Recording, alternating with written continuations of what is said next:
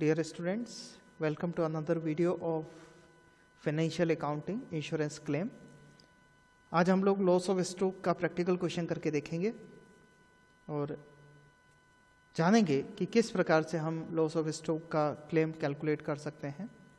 मैं हूं doctor Hemant Karuniya, assistant professor, department of accountancy, Shri Sawaliya ji government college Mandphiya. आपकी स्क्रीन पर मेरे द्वारा जो प्लेलिस्ट में बनाए गए वीडियोज़ हैं उनका डिस्क्रिप्शन है स्क्रीन पर कि कौन कौन से सब्जेक्ट के बनाए गए हैं, ताकि आप लोगों की इजीली पहुंच वहां तक बन सके। तो शेयर कीजिए, सब्सक्राइब कीजिए। चलिए सीधे कंटेंट पर चलते हैं। इंश्योरेंस क्लेम का एक प्रैक्टिकल क्वेश्चन करके देखेंगे। पहले इंग्लिश में पढ़ लेते हैं, फिर मैं आपको इससे हिंदी में समझा देता हूँ।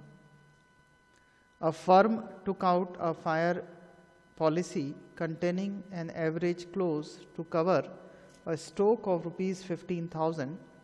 Firm fixes selling price cost plus 25% and closes its books on 31st March every year.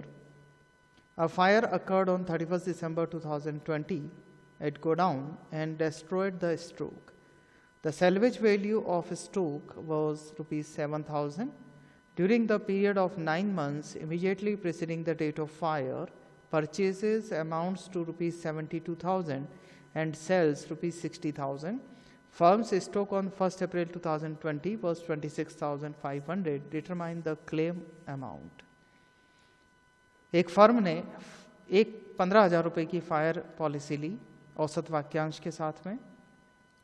Firm अपना जो सेलिंग प्राइस है वो लागत में 25% जोड़कर डिसाइड करती है और प्रत्येक 31 मार्च को अपने खाते बंद करती है। 31 दिसंबर 2020 को फर्म में आग लग गई और आग लगने के कारण सारा माल जल गया। केवल 7,000 रुपये का माल बच गया, सेल्वेज बच गया। During the period of 9 months, 9 महीने में इनकी परचेज 72,000 रही, सेल्स 60,000 रही और ओपनिंग स्टॉक जो था वो 26,500 रुपये का था। इनकी हेल्प से आपको क्लेम की कैलकुलेशन करके बतानी है। तो चलिए मैं आपको इसका सॉल्यूशन करने की टेक्निक बता देता हूँ। आपको मेमोरेंडम ट्रेडिंग अकाउंट बनाना होगा।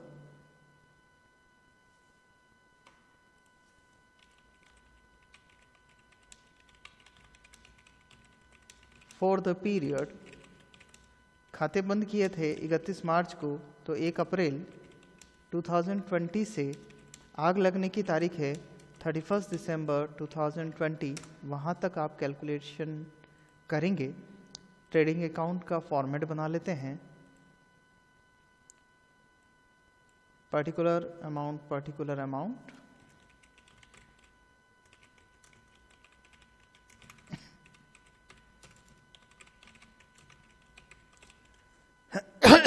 सॉरी, देखिए आपको अंत में ओपनिंग स्टॉक दिया था 26,500 रुपीज़ का। उसके बाद परचेसेस दी हैं जो आप नोट डाउन कर दोगे 72,000। सेल्स दिया है वो भी आप नोट डाउन कर दोगे 60,000। और अदर कोई एक्सपेंडिचर नहीं दे रखा है तो हमें कोई प्रॉब्लम नहीं है, हम इसको कंटिन्यू कर सकते हैं। अब हमें ग्रॉस प्रॉफिट निकालना है, तो टू ग्रॉस प्रॉफिट मैं लिख देता हूँ। अब 60,000 रुपीज़ के ऊपर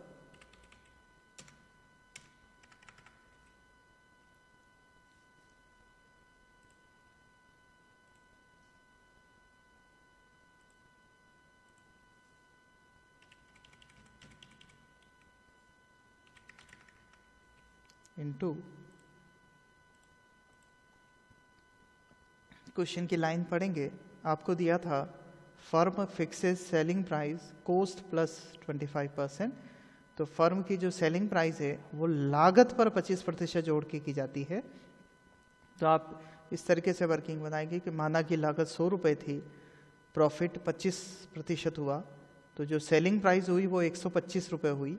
तो जो सेलिंग प्राइस है वो 125 है और प्रॉफिट 25 हो जाएगा। तो बताइए ग्रॉस प्रॉफिट की वैल्यू क्या हो जाएगी। तो सिंपल आप कैलकुलेशन कर देंगे 12,000 रुपये का ग्रॉस प्रॉफिट कैलकुलेट होके आ जाएगा। अब आप लोग by stock as on date of fire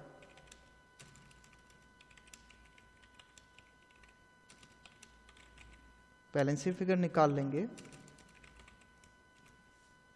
चलिए कैलकुलेशन कर देते हैं, और क्वेश्चन से बस एक डेटा और बचा है, एक तो सेल्वेज वैल्यू 7,000 रुपये की और एक सम इंश्योर्ड 15,000 रुपये का। तो ये मेमोरेंडम ट्रेडिंग अकाउंट हमारा बन चुका है। Closing stock balance sheet figure निकाल लेते हैं। डेबिट साइड की हम लोग पहले टोटल लगा लेते हैं, 26,500 प्लस 72,000 प्लस 12,000, 1,10,500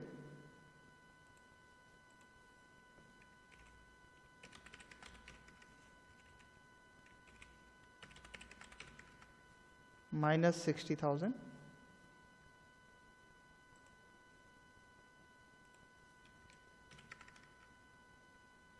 तो जो इंश्योरेबल अमाउंट हुआ वो 50,500 रुपये हुआ।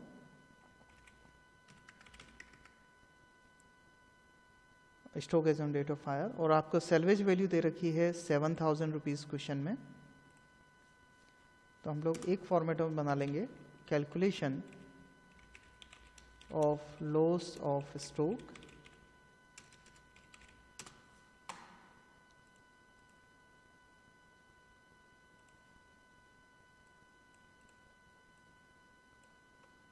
सबसे पहले हम लोग नोट डाउन कर लेंगे stock as on date of fire, जिसे हम लोग इंश्योरेबल अमाउंट भी कहते हैं, जो कि अभी हमारी आई है 50,500 रुपये, लेस सेल्वेज जो कि प्रश्न में 7,000 रुपीज़ दे रखा है।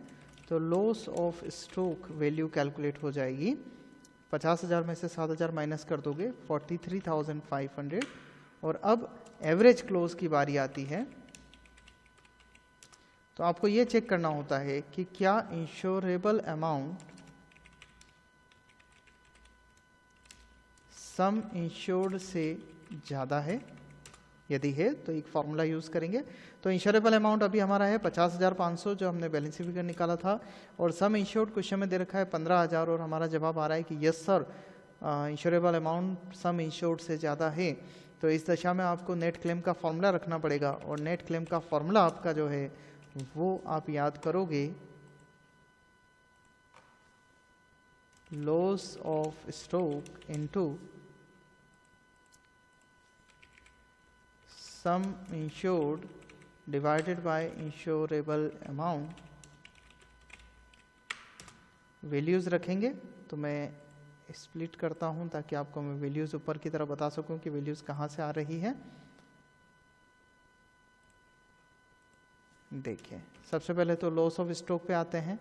लॉस ऑफ स्टॉक हमने ये 43,500 निकाल रखा है, इनटू सम इंश्योर्ड आपको प्रश्न में 15,000 रुपये दे रखा था,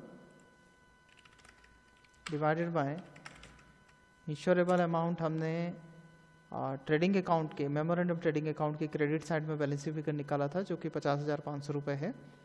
तो इसे हम लोग लिख देते हैं, और अब हमारा आंसर कैलकुलेट करते हैं। 43,500 into 15,000 divided by 50,500 equals to 12,921 रुपये हो जाएगा। तो 12921 ये हमारा प्रश्न हो जाएगा।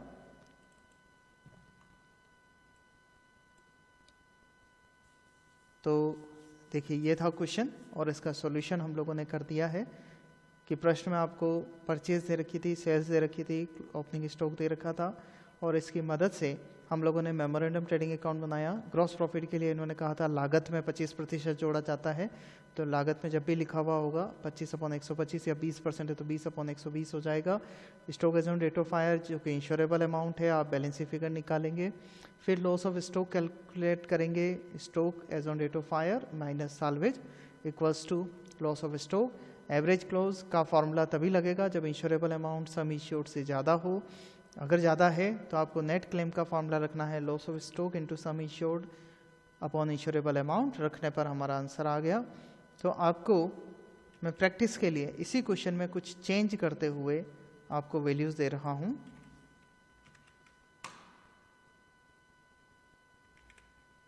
लास्ट में स्क्रीन को आप पॉज करके और अपने इस प्रश्न को आप हल कर सकते हैं। हल करके सॉल्व करके आप कमेंट बॉक्स में मुझे आंसर लिख दें तो उसका करेक्टनेस मैं आप लोगों को बता दूंगा। नहीं तो जो कॉलेज का व्हाट्सएप ग्रुप बना हुआ है उसमें भी आप मुझे भेज सकते हैं। तो चलिए देखिए, चेंजेस जो मैं कर रहा हूँ वो कुछ इस प्रकार है। मैं इसे 55,000 कर रहा हूँ, पहला चेंज। सेल्वेज वैल्यू 17,000 कर रहा हूँ, 82,000, 75,000 और कॉस्ट प्लस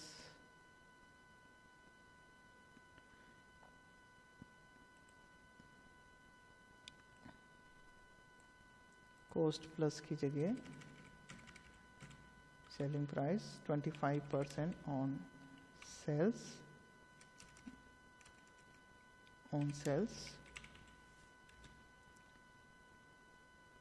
इस प्रश्न को आप लोग सॉल्व करके देखें कि आप लोगों का क्या आंसर आता है। एक और चेंज, ओपनिंग स्टॉक 26,000 कर रहा हूं। तो इस क्वेश्चन को आप लोग करके देखें तो क्या आंसर आता है, आप लोग मुझे चैट बॉक्स में, कमेंट बॉक्स में लिख के बताएं। A firm took out a fire policy containing an average clause to cover a stock of rupees 55,000। ये सम इंश्योर्ड हो जाएगा। फर्म अपना सेलिंग प्राइस 25% सेल्स पर करके डिसाइड करती है, तो यहाँ आप 25.100 ही करोगे। अब फायर अकर्ड ऑन 31 दिसंबर, इस दिन जो माल जल गया उसमें से 17,000 रुपये का माल बच गया। आपको परचेज दे रखा है 82,000 का, सेल्स दे रखा है 75,000 का और ओपनिंग स्टॉक 26,000। माइनर से चेंजेस के साथ में आपके लिए एक प्रश्न जो आप लोग मुझे सॉल्व करके बताएंगे। तो आज के वीडियो को हम यहीं एंड करते हैं। नेक्स्ट वीडियो के अंदर हम लोग इसके टेक्निकल पार्ट की तरफ जाएंगे, मेमोरेंडम ट्रेडिंग अकाउंट की, और पिछले साल के ट्रेडिंग अकाउंट्स बनाएंगे। इंपॉर्टेंट क्वेश्चन करने वाले हैं, तो नेक्स्ट वीडियो का आप लोगों को ज़रूर देखना है। Thank you very much.